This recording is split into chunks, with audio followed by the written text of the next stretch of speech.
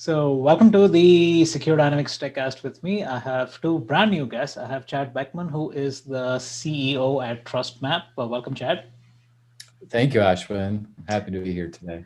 Happy New Year to you. And I have Forrest McMahon, who is the Director of InfoSec at Netscope. Welcome, Forrest. Thank you. Nice to be here and Happy New Year. Happy New Year.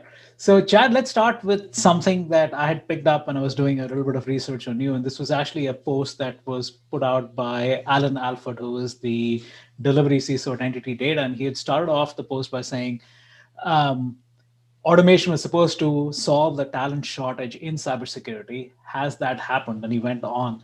But then your comment just caught my attention for two reasons. One, it was provocative. And secondly, it just resonated with a lot of people, right? And I'll just read out verbatim.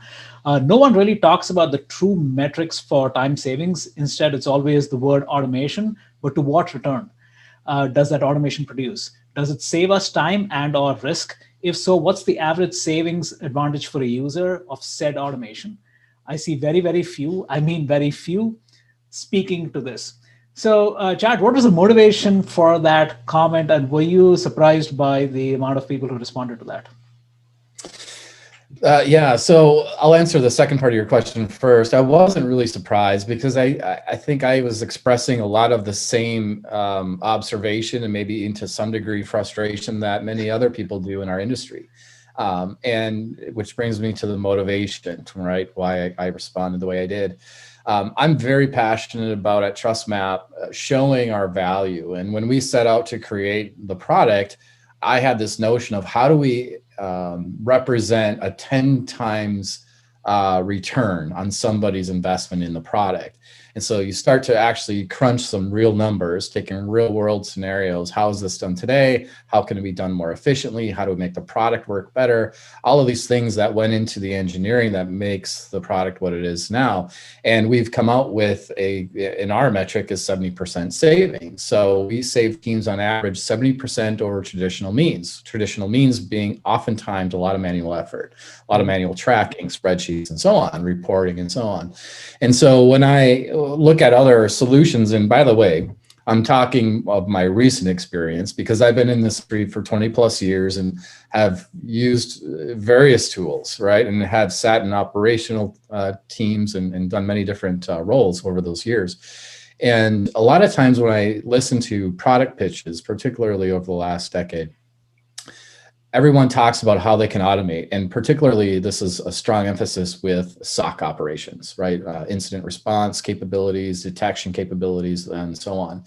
And when it comes right down to it, we need to ask ourselves, that's great, we're automating, but to what point are we automating and how much effort does it take to continually maintain that automation?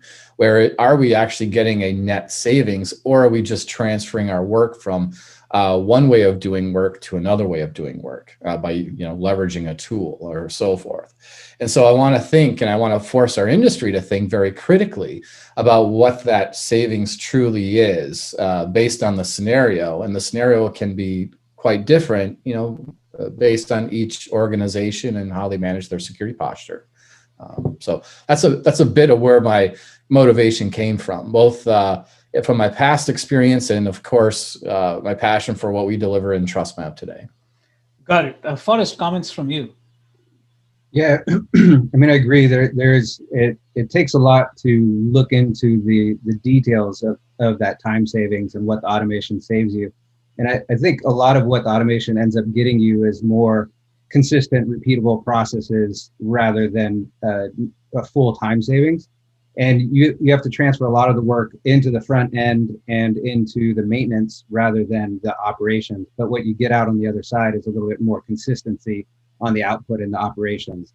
In the SIM environment and in the SOAR, instead of the operator having to go out and collect a bunch of information and add it to an incident ticket, you could automate that all. So once the responder goes in, they have all the information at their fingertips and they can respond a little quicker. So it makes them it can make people more efficient, and it could save them time in responding, but it doesn't necessarily save you headcount or overall time, as Chad mentioned.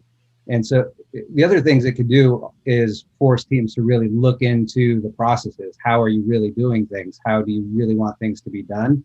rather than leaving it up to the individual. So it kind of, the time savings versus the efficiency, repeatable process savings is a balancing game. So the automation, I'm not saying automation couldn't help, but it doesn't necessarily save you the all of the time you would expect, or that's being sold by a lot of the providers. So sticking with that theme, Forrest, with you, compliance is a big part of it, right? And changing rules and the ability to kind of keep up with that. So how does that fit into the entire risk automation and compliance adherence?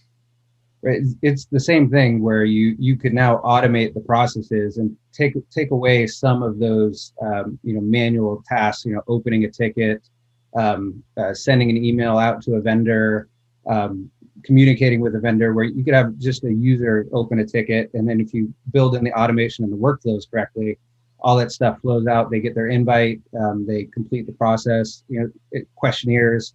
You could automate all of that stuff. You have a new vendor, you have a new framework that you want to get assessed. You could start automating some of the processes around that.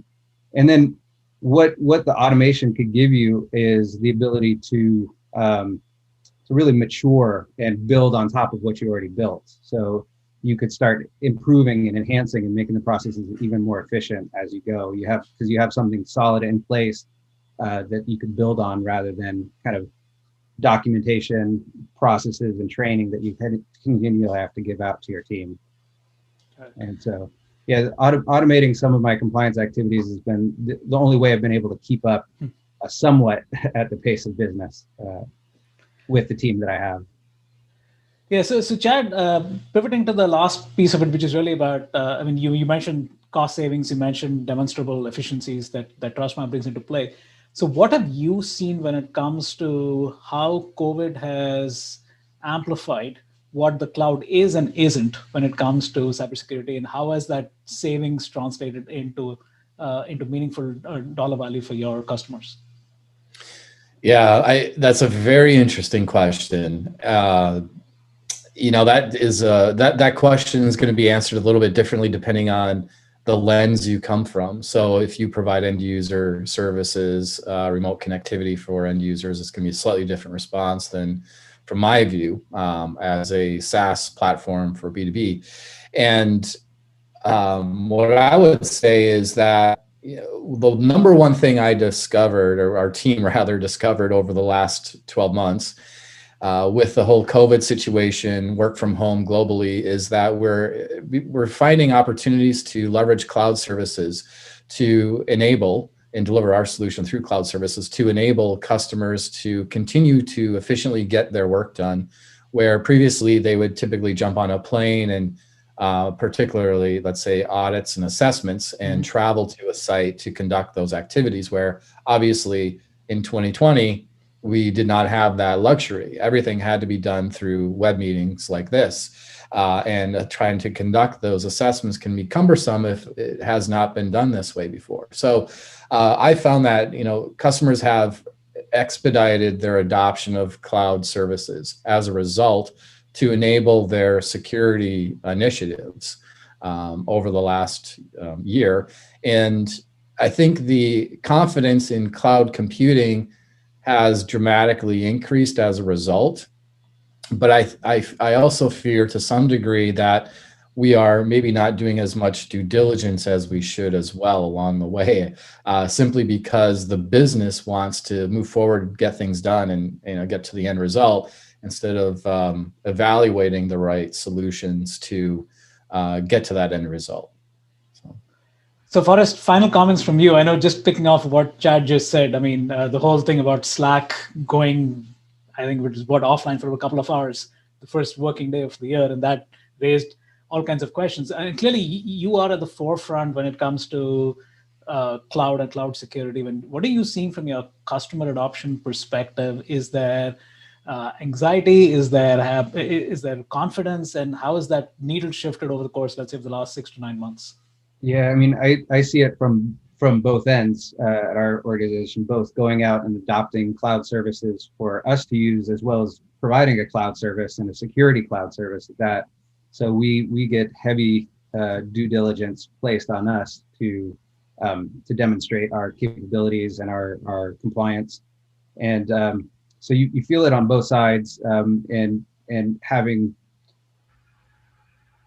it's definitely moved more towards cloud adoption, but the due diligence in some aspects of the due diligence, as far as vetting out the cloud solutions security that you're using, has increased. And making sure companies have a business continuity plan, making sure they have disaster recovery plan has been raised more up to the forefront, and not just for it's the trade-off you make with cloud solutions. You're handing off some of the responsibility to the cloud providers, but now they also have more of the responsibility to maintain that for you. So it's a balancing act, and you end up getting a lot more efficient, but you have the challenges of being reliant on a third party now. And so increasing that due diligence, not just on purchase, but on a continuous basis, to make sure those things are in place, and make sure that you have plans to pivot and adopt for any of these services. What's your company's plan to deal with any specific cloud service you're using being unavailable for a specific period of time becomes more important. Yeah, and it couldn't have come at a more opportune time. Right? Just looking at everything we're talking about over here, I mean, Zoom has to work, or WebEx has to work, and Slack has to work, and Salesforce has to work. I mean, everything goes on and on and on. So again, thank you for your time, Chad. Any final thoughts? Yeah, I mean, that's something that our company with Netskope, we really help try to mitigate. Instead of backhauling everybody, you remove one of the factors out of the equation. Instead of backhauling everybody into your own network and then going off to your cloud services, we enable your users to go somewhat directly. We bring the edge closer to the user. We bring our edge closer to the user, and we let users get directly to those cloud services securely, but also a lot quicker than you can necessarily maintain yourself. So. Okay, so that leads to one final question to Chad, right? As a cloud solution yourself, right? How do you constantly evaluate the cloud that you are part of, and do you also have to put in more effort to make sure that you're in the right cloud, and whether you have to make any changes or adjustments, etc.? Yeah, so we're constantly evaluating our controls, and our customers are pushing us to do the same. Every new customer we sign up, we're providing an updated list of controls and health of controls. And in terms of our cloud provider, we're entering a phase where we are becoming really provider agnostic. Okay. And so if we have a provider that is very comfortable in AWS or Azure or Google Cloud, they potentially have that capability to deploy in those environments.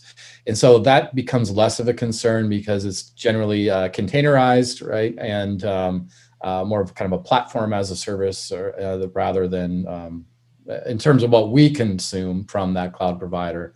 And then obviously our customers purchase the software as a service component from us. But yeah, that's a continuous evaluation, I would say, that goes on weekly. And I know that Forrest is probably dealing with very much the same kind of rigor with his customers at Netskope. Got it. Again, thank you for your time, Forrest. Thank you for your time, Chad. Looking forward to future conversations. Thank you very much. Yeah. Pleasure. Thanks for having me.